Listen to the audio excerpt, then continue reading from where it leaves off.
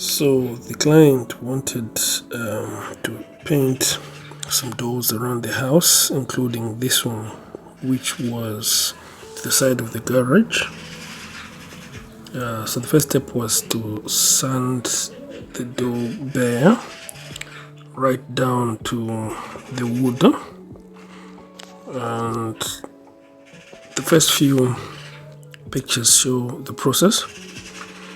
It took a bit long, but after a couple of hours we managed to sand all the paints, the layers of paint off. I think there were 2 or 3 layers of paint.